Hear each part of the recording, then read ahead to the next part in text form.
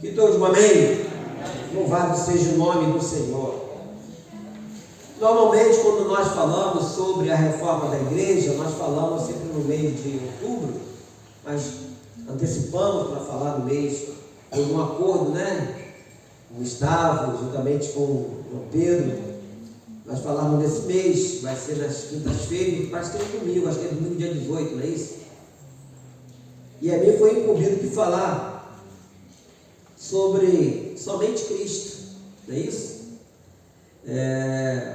Quando houve a reforma da igreja, houve toda uma busca de entendimento que não existia outra coisa a não ser Deus, a não ser Jesus, porque era na época que tinha indulgência, pessoas pagavam pelos seus pecados no sentido monetariamente. Se a pessoa cometesse um pecado, ela chegava lá na frente do cardeal, o pecado vai custar tanto, a pessoa pagava e era perdoada. Agora tu vê que loucura, né? E outras coisas mais que existiam, né, por ordem lá no Vaticano, e de repente o que Deus faz? Levanta um homem, foi um monge alemão chamado Martim Lutero, e através dele foram colocadas, né? São 90 e quantas, hein? 95, né? Vamos falar, 95 itens, né? Daquelas questões que eles defendiam, né? Eles sofreram muito com isso, não somente Martim Lutero, mas outros que vieram mais adiante, né? Por isso que o Evangelho está ainda fluindo, né? Porque muitas vezes nós só falamos, claro, devemos falar e vamos falar de Cristo, mas foi delegado a outras pessoas, homens, né? Que foram separados por Deus para dar continuidade àquilo que foi feito lá no início com a igreja primitiva, com os discípulos, apóstolos, e esses homens depois foram todos eles usados por Deus. Podemos colocar eles também como os heróis da fé, né? Porque eles pagaram um preço altíssimo para manter firme essa verdade. E eu queria que você abrisse a sua Bíblia no livro de Atos dos Apóstolos, capítulo de número 4.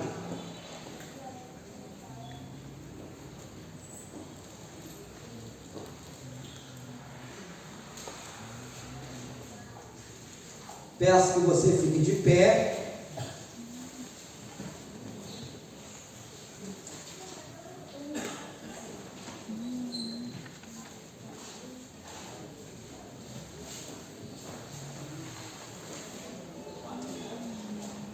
Eu quero expor aqui o que os, até então, né, discípulos de Cristo defendiam, né? Porque foram interrogados. Eu quero começar a falar em Atos. Eu vou começar logo no primeiro versículo, porque eu falei em 5, vamos falar do capítulo 4, versículo 1. Atos, capítulo 4, versículo 1 diz assim: falavam eles ainda ao povo, quando sobrevieram, os sacerdotes, o capitão do templo e os saduceus, ressentidos por ensinarem eles o povo e anunciarem em Jesus a ressurreição dentre os mortos. E os prenderam, recolhendo-os ao cárcere até o dia seguinte, pois já era tarde. Muitos, porém, dos que ouviram, olha só, a palavra e a aceitaram, subiu no número de homens a quase 5.000. Ou seja, eles estavam pregando o Evangelho e pessoas se renderam a Cristo.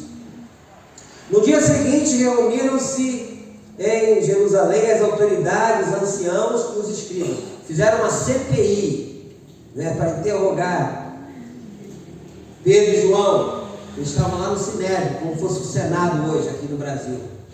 Com o sumo sacerdote Anás, Caifás, João, Alexandre e todos que eram da linhagem do sumo sacerdote. E pondo-os perante eles, os arguíram: com que poder ou em nome de quem fizeste isto? Então Pedro, cheio do Espírito Santo, lhes disse: autoridades do povo e anciãos, visto que hoje somos interrogados a propósito do benefício feito a um homem enfermo e do modo por que foi curado, tomai conhecimento vós, todos e todo o povo de Israel, de que em nome de Jesus Cristo, o Nazareno, a quem vós crucificastes, e a quem Deus ressuscitou dentre os mortos, sim, em seu nome é que este está curado perante vós. Este Jesus é pedra rejeitada por vós, os construtores, a qual se tornou a pedra angular. Leia comigo todo mundo junto o versículo 12. E não há salvação em nenhum outro, porque abaixo do céu não existe nenhum outro nome dado entre os homens pelo qual importa sejamos salvos. Oremos, querido Deus, glorificado seja o Senhor pela tua palavra lida aqui. Esta palavra, Deus amado, que já é abençoada, e nós aqui nos curvamos perante o teu altar, nos prostramos aqui, nos colocamos neste lugar para ouvir e aprender do Senhor. Fale aos nossos corações e me ajude também, Senhor, para que eu não acrescente nada, que eu não tire, Deus, nada do que está escrito, mas tudo que eu falar e fizer seja para a honra e glória do nome santo do nosso Senhor Jesus Cristo. Amém. Podem sentar.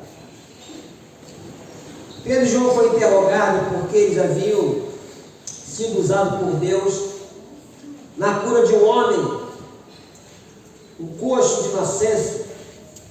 Esse homem ficou curado e a notícia se espalhou, e houve aquele burburinho, né? Hoje, para a notícia espalhar, não precisa você sair correndo pela rua gritando e contando uns aos outros. Você, de cara, você dá notícia através do Instagram, WhatsApp, vai por aí fora. E nós vemos aqui esses homens falando, podemos dizer assim, com intrepidez, para as autoridades no interrogatório. E aprendemos que a teologia reformada afirma que a Escritura em sua doutrina sobre a graça e fé enfatiza que a salvação é somente por Cristo, só Cristo. Isto é, Cristo é o único Salvador. Por isso que nesse versículo 12 ele fala: não há salvação em nenhum outro. Jesus Cristo é o Salvador. Ou seja, o poder salvador da fé reside, portanto, não em si mesma, mas repousa no Salvador Todo-Poderoso, somente Cristo. E eu não abro mão disso por nada, em detrimento a tantas coisas que inventam por aí. E a centralidade de Cristo é o fundamento da fé protestante. E Martinho Lutero disse que Jesus Cristo é o centro e a circunferência da Bíblia, ou seja, Ele é o centro, Ele é tudo, uma circunferência e o centro, ou seja, não tem nada que possa ocupar algum lugar ali, se ajeitar por aqui ou por ali. E eu fico muito triste e fico bastante chateado quando eu vejo em determinado lugar, a gente vê até na televisão às vezes, determinado programa que se diz que é evangélico, eles querendo colocar algumas coisas, e colocam, e as pessoas acreditam naquilo, para se aproximar de Deus. A nossa aproximação de Deus é somente por Jesus. Não existe outro nome que se possa invocar para se aproximar de Deus. Não existe nada palpável, visível, que se possa fazer para chegar próximo de Deus. Somente Cristo. Não existe jeitinho brasileiro. Aí você vê hoje sabonete, fronha, travesseiro, fitinha disso, água daquilo. Nessa circunferência que Martinho Lutero fala, e nesse centro, não existe mais espaço para nada, é somente Jesus Cristo. Ele é tudo em todos. A Bíblia fala isso. Por isso que a própria Bíblia nos ensina que o meu justo viverá pela fé. Não tem como você acreditar em outra coisa. Isso significa que Ele é, e o que Ele fez em sua morte e ressurreição são o conteúdo fundamental da Escritura. Cristo é o cabeça de todo crente. Agora você dá uma passada um pouquinho mais adiante aí em Efésios, capítulo 5. Efésios 5. Depois de Coríntios, vem Atos, Gálatas, Gálatas, logo depois de Gálatas, vem o livro de Efésios, capítulo 5. Você vai ler junto comigo o versículo de número 23.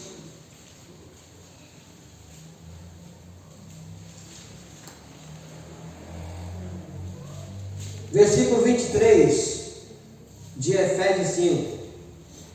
Vamos lá. Porque o marido é o cabeça da mulher, como também Cristo é o cabeça da igreja, sendo este mesmo o salvador do corpo.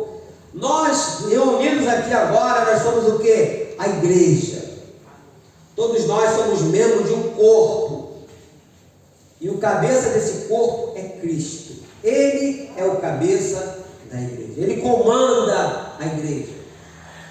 E certa feita ele falou para os seus discípulos que as portas do inferno não prevalecerão contra o quê? A minha igreja. A igreja é do Senhor. A igreja é do Senhor. E muitas vezes nós costumamos dizer a minha igreja na seguinte fala: ah, lá a minha igreja, lá não. A igreja não é nossa, a igreja é do Senhor. Ele é o cabeça da igreja. Ele que comanda esse corpo chamado de igreja, os quais são seu corpo, e sem ele o corpo está morto. Como eu venho falando há algum tempo, tem pessoas que falam: não, para mim ser cristão, eu não preciso estar na igreja. Precisa. Você é fora da igreja, você está morto. Morto fisicamente? Não. Morto espiritualmente.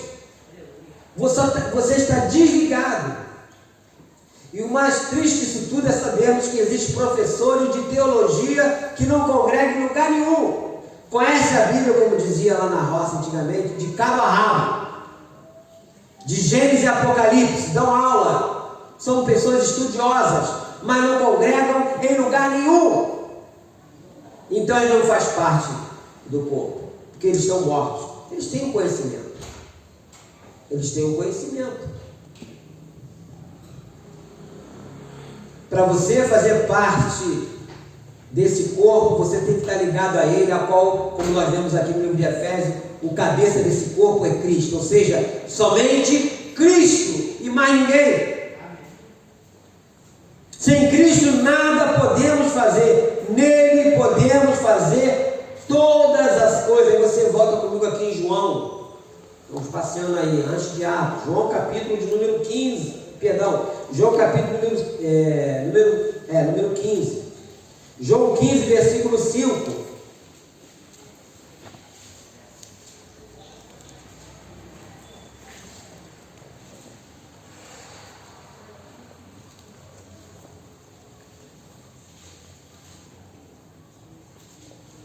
Todos acharam, amém? Amém? Você vai ler junto comigo o versículo 5, Jesus falando para os seus discípulos. Ele diz: eu sou a videira, vós os ramos. Quem permanece em mim e eu nele, esse dá muito fruto, porque sem mim nada podeis fazer. Ou seja, somente Cristo. Não tem nada que possa acrescentar. Sem ele não podemos fazer nada. Se uma pessoa cai aqui endemoniada e você clamar o nome de Maria, já vai rir de você. Você vai clamar Maria, João, José, Pedro, vai falar o que você quiser. Mas quando você clama no nome de Jesus, aí muda o negócio. Muda. Aí a coisa complica para o lado satânico, né? Porque ele tem que meter o pé. Porque é somente Cristo. É o nome que está acima de todos os nomes. Sem ele, nada podemos fazer. Somente ele. Somente o nosso Senhor Jesus Cristo. Mais adiante um pouquinho, Filipenses capítulo 4. Depois do livro que nós lemos lá em Efésios. Filipenses 4.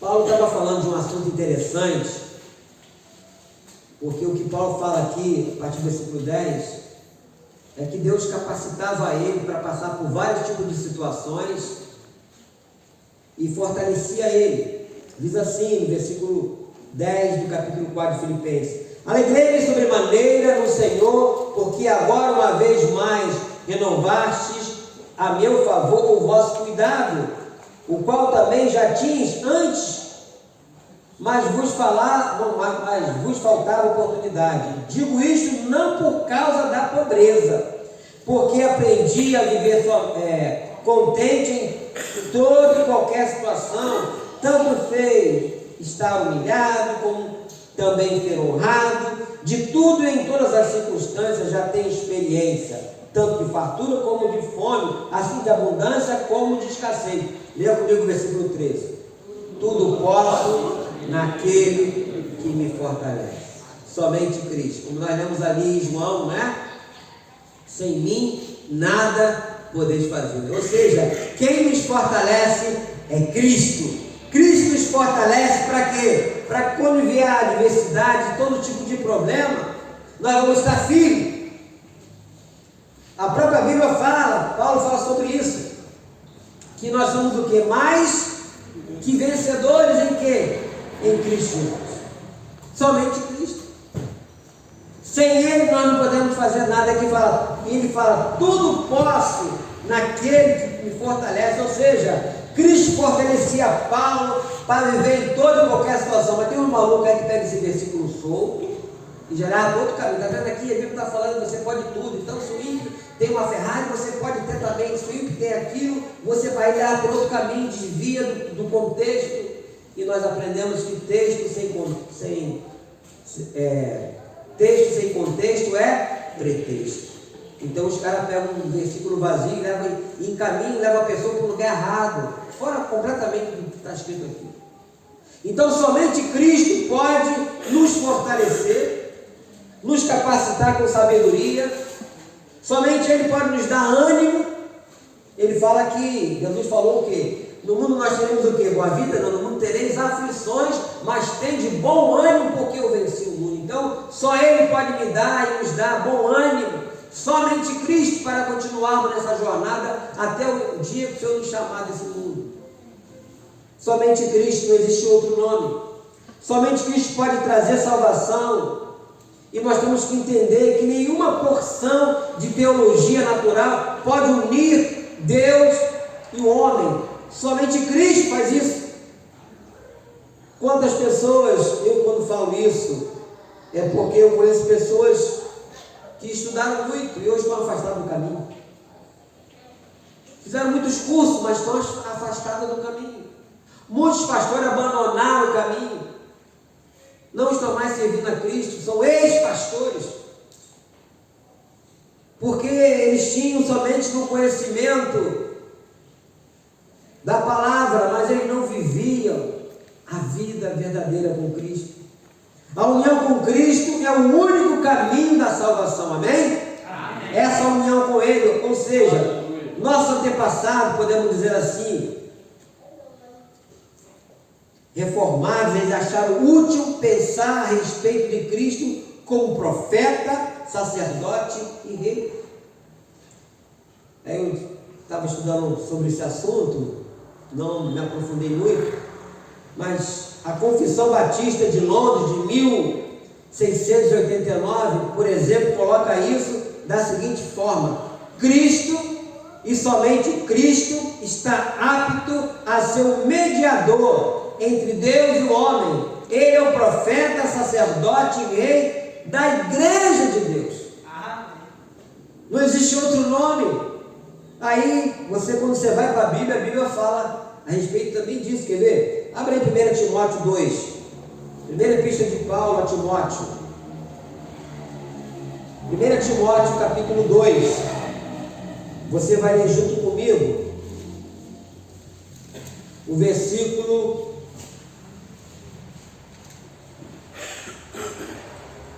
de número 5. 1 Timóteo capítulo 2, versículo 5. Vamos ler junto? Portanto, há um só Deus em um só mediador entre Deus e o homem, Cristo Jesus, homem, somente Cristo.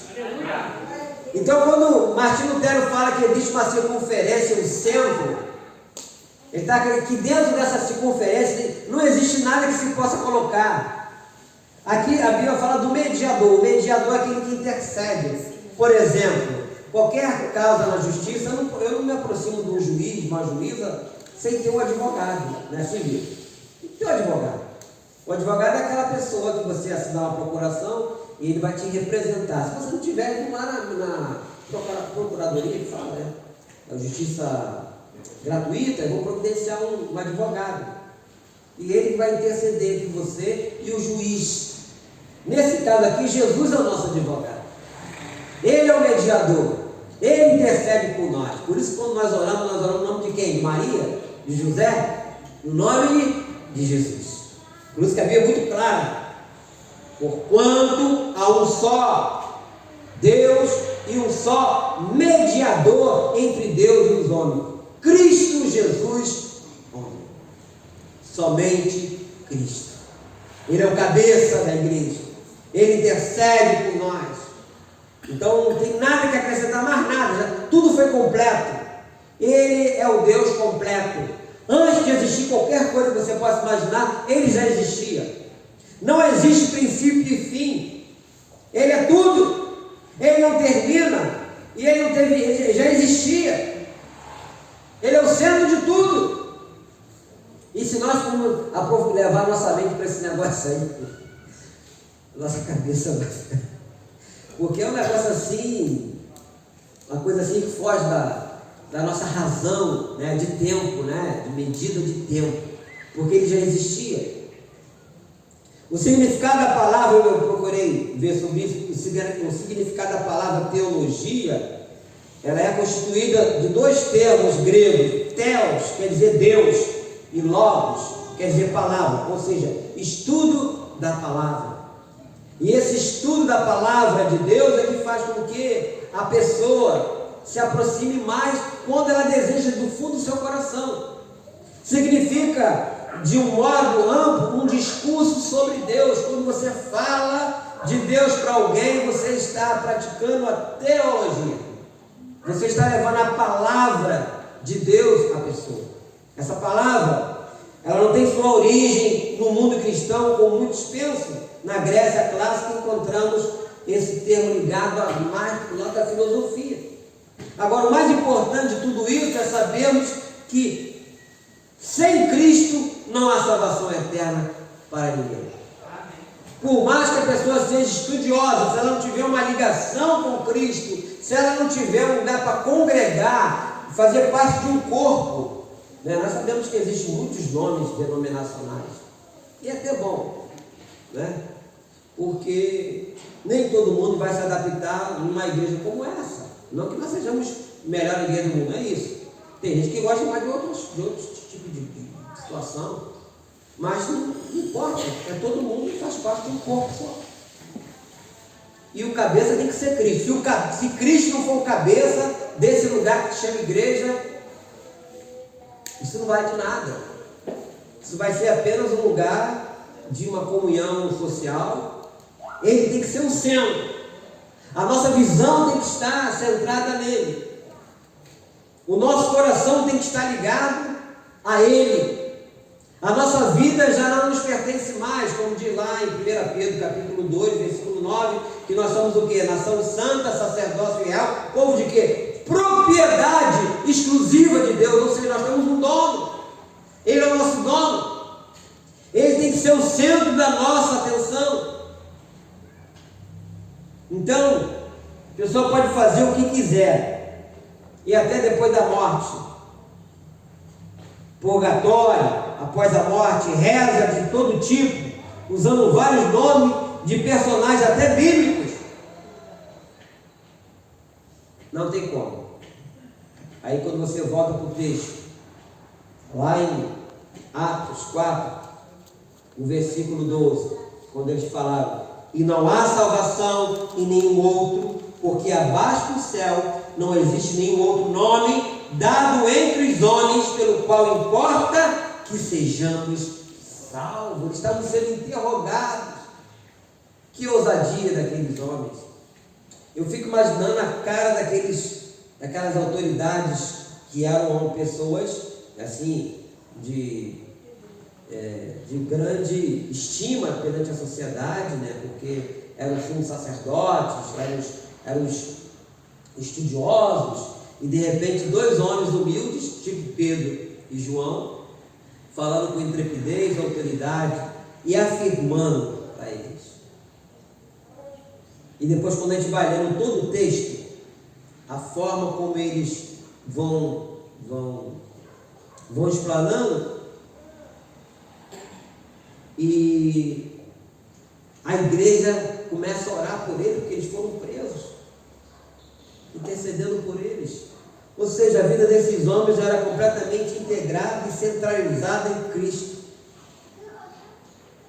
Nós vemos uma época, eu posso dizer, em termos tecnológicos, muito boa, porque a tecnologia ela nos proporciona nós levarmos a palavra do Senhor a outras pessoas, orarmos por pessoas. Eu oro por uma irmã que mora lá em Roma, alguns aqui conhecem, que é a irmã Regina, e às vezes uma situação lá, entra em contato comigo, aí eu oro por ela, mando mensagem, essas coisas todas. Você pode fazer isso. A tecnologia é boa, mas em determinado momento atrapalha um pouco. Ultimamente a tecnologia, as pessoas têm deixado de congregar, de formar esse corpo chamado igreja, corpo de Cristo, e ficando ao léu aí por aí. Muitos estão por aí, continuam dizendo: não, eu sou cristão. Mas como você é cristão se você não está ligado ao corpo de Cristo? Como você se acha ser uma pessoa de Deus se você está fora do corpo?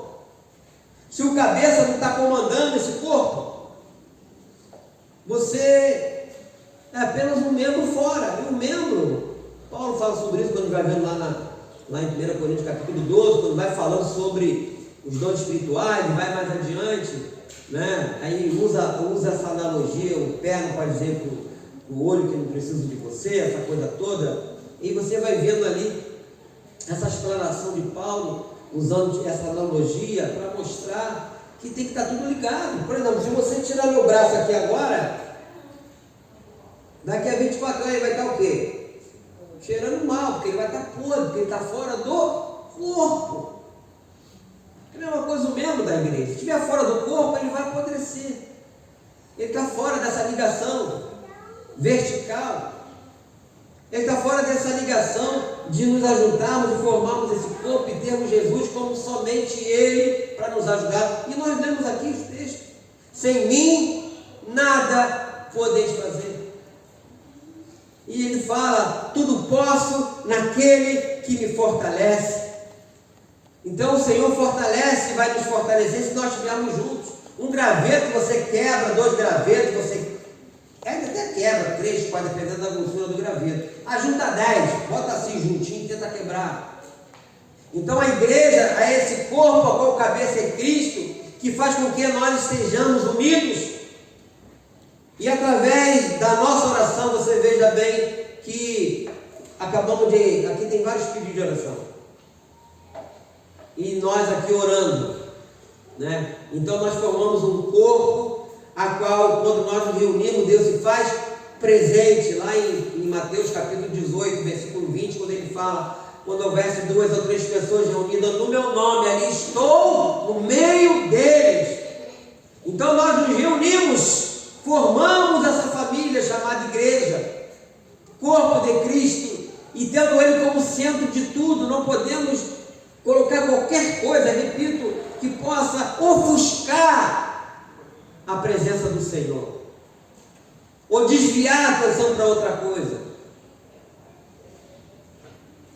Ainda tem pessoas que fazem coisas que se faziam no passado, principalmente os judeus, aqueles que não aceitaram Jesus, ainda fazem até hoje algumas festas, que eram festas judaicas, e até aquelas festas, até aqueles símbolos que se usavam lá atrás, já apontava para Cristo e para nós como igreja. Tabernáculo, festa dos tabernáculos.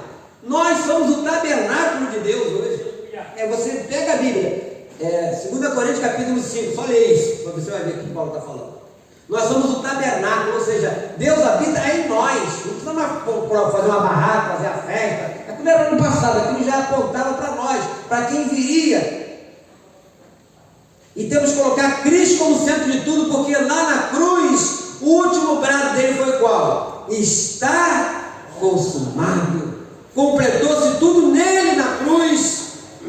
Então, eu faço coro com o Martinho Lutero, desse círculo e desse centro. Jesus é o círculo e é o centro, somente Cristo. Aleluia! Somente Ele está acima de tudo e de todos. É o nome, como nós lemos aqui, em 1 Timóteo capítulo 2, versículo 5, né? Só existe um Deus e um só mediador entre Deus e o homem, Jesus Cristo, o homem. É este nome que nós oramos. É esse Jesus maravilhoso. É esse Cristo ressurreto. O último obstáculo a ser vencido foi a morte. E Ele ressuscita. E Ele tem a chave do céu, da terra, do inferno. Ele tem a chave. Ele, o leão da tribo de Judá, somente Jesus, querido. Não se deixe enganar por nada, não se deixe enganar por truques, por mágica que se faz aí em nome de Deus. Coloque a sua mente voltada somente para Cristo. Estude a Bíblia, leia a Bíblia. Aqui está tudo aqui. Esses homens que não eram teólogos, nem Pedro nem João eram teólogos, eram amantes de Deus, eram pessoas que andaram com Jesus, experimentaram do amor de Jesus, e aquilo que eles falavam com convicção. Não existe outro nome, não existe outro nome, e não há salvação em nenhum outro, porque abaixo do céu não existe nenhum outro nome dado entre os homens pelo qual importa que sejamos salvos. Eles falaram isso com intrepidez. E as pessoas, os homens, como o versículo de número 3, assim, ao ver a intrepidez de Pedro e João, sabendo que eram homens iletrados, assim, não tinha muito estudo, incultos, admiraram-se e reconheceram que haviam eles estado com Jesus. Coisa maravilhosa. As pessoas, você não precisa, meu irmão, minha irmã, ser um doutor para conhecer mais a Jesus. Você só tem que entregar o teu coração a Ele e permitir que Ele habite em você e ser sincero com o Senhor. Isso não quer dizer que um doutor não pode vir a ser um servo de Deus. Eu me lembro que lá em Botafogo, na igreja de Botafogo, lá tinha uma culto lá, era quinta-feira ou quarta? Acho que era quarta-feira, não estou lembrado agora, à noite, que eles falavam assim: agora vamos dar as mãos, né? Vamos dar as mãos, vamos fazer grupo de oração, como nós fizemos aqui algumas vezes, assim, 4, sabe? E ali tinham pessoas que estavam vindo do trabalho, médicos, ainda com roupa de médico, ali tinha advogado, ali tinha engenheiros, várias pessoas de classe média da Zona Sul, mas lá também tinha empregada doméstica, tinha um rapaz que trabalhava na faxina, tinha outros que trabalhavam em outros lugares, serviços gerais, e ali dando de mãos dadas, orando. E foi uma das coisas que eu fiquei assim: poxa, só Deus pode fazer uma coisa dessa. Unir esse tipo de pessoas, doutores, com mão dada com uma empregada doméstica, com o gari, porque ali todo mundo fazia parte do corpo de Cristo. Amém? Do corpo de Cristo. Ali não tinha acepção de pessoas, porque existe hoje que o clube dos advogados, o clube dos engenheiros, o clube dos médicos, assim. Então só vai aquelas pessoas que pertencem àquilo ali. Mas na igreja, todos nós somos iguais perante a Deus. Somente Cristo pode proporcionar isso. Somente Cristo pode nos dar esse prazer, essa alegria de estarmos juntos e não ficarmos ali, e não, fulano é médico, e não, fulano ele é advogado, não, ali não tem esse negócio não, todo mundo de mão dada orando, as madame orando junto com a empregada doméstica, com o auxiliar de vigiar, todo mundo de mão dada. Isso aí me cativou muito na época, né? Apesar que a igreja de Nova Vida era chamada a igreja da moda, na época. E as pessoas tinham ciúme, porque ali era todo mundo igual, todo mundo. Porque a igreja antigamente o pessoal achava que a igreja era só coisa para pobre, né? E lá não, lá tinha gente madame, tinha todo mundo misturado. Somente Cristo pode fazer isso. Por isso devemos amar esse Jesus, cada dia mais, e desejá-lo ardentemente, e pedir: Senhor, me ajude, para que eu nunca venha me afastar do Senhor, para que eu nunca venha, ó Deus amado, tomar uma decisão para a direita ou para a esquerda, mas que eu possa centralizar os meus pensamentos em Ti, Senhor, que o Senhor possa me dar essa garantia. Somente Cristo. E por Ele estar aqui nessa noite, eu tenho absoluta certeza, queridos irmãos, que Ele está aqui. Porque Deus não é homem para mentir. A Bíblia fala que Ele não é homem para mentir. Então, quando Ele diz: se tiver 2 ou 3 pessoas unidas no meu nome, ali estou no meio dele. Nós estamos com um número bem maior do que 2 e 3. E eu creio que aonde Ele está, nós podemos orar para que o mal venha sair. Amém? Fique de pé. Coloque a sua mão no coração. Lembre do teu problema, daquilo que você está vivendo, passando, que você gostaria que Deus te ajudasse para que você vencesse essa adversidade. O que eu vou fazer aqui é só orar, não tem mistério. Somente Cristo pode mudar a nossa história. Querido Deus, é no nome de Jesus que eu oro. Que eu oro, Deus amado, primeiramente para te agradecer pela tua presença neste lugar, por ter a certeza que o Senhor está aqui. Eu oro, Deus amado, pelas vidas que aqui estão, pessoas que estão vivendo momentos difíceis, passando por dificuldade na sua vida física, na sua vida emocional, material, sentimental e até mesmo espiritual. Em nome de Jesus, que caia por terra toda a enfermidade. Em nome de Jesus, ó Deus, toda aquela situação emocional caia por terra, aquilo que está incomodando meu irmão, minha irmã, aqueles pensamentos, ó Deus, diante de uma situação familiar que tem feito com que o teu servo e a tua serva muitas vezes até choram sem derramar uma lágrima sequer.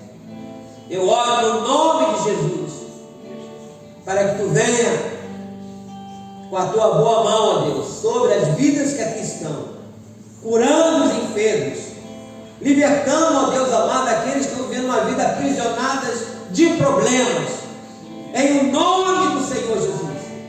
Somente Cristo aqui agora pode dar a solução.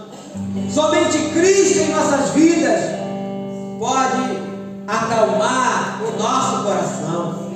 Em nome de Jesus eu oro por cada família, por cada lar aqui representado, Deus. Visite as necessidades neste momento. Tome em tuas mãos aqueles irmãos que não puderam estar aqui, alguns até viajando, como é o caso do diácono César, minha irmã Kátia, que está com seu pai também, meu irmão Antônio, lá no Espírito Santo.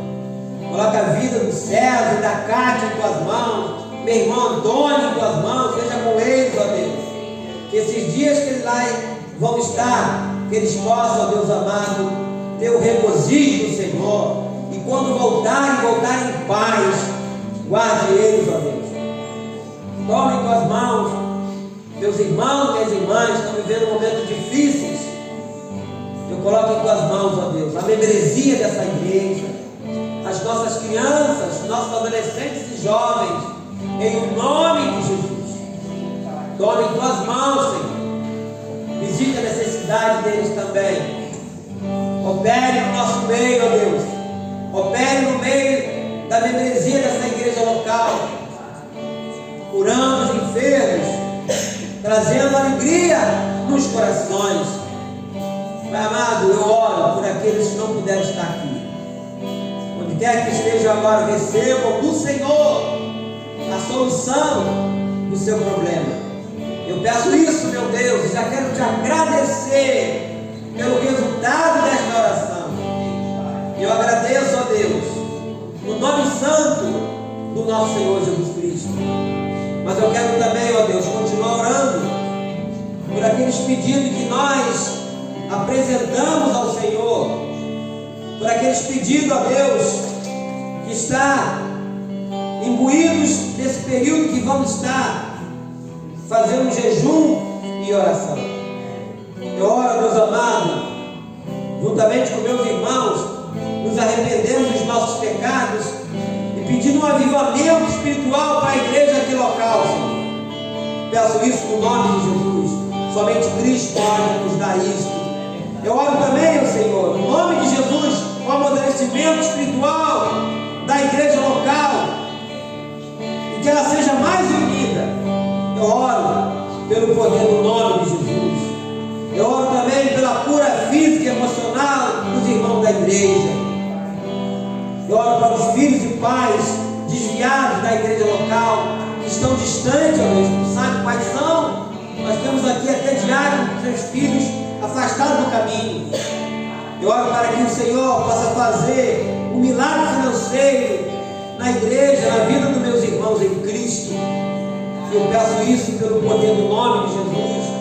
Eu oro para que os nossos adolescentes e jovens tenham mais fome e sede de Deus, Senhor. Faça isso, Senhor. Faça isso, Senhor. E nós te pedimos, no nome de Jesus, somente Cristo pode nos ajudar a tudo isso. Peço isso no nome santo do nosso Senhor Jesus Cristo. Amém. Vamos cantar para o nosso Deus.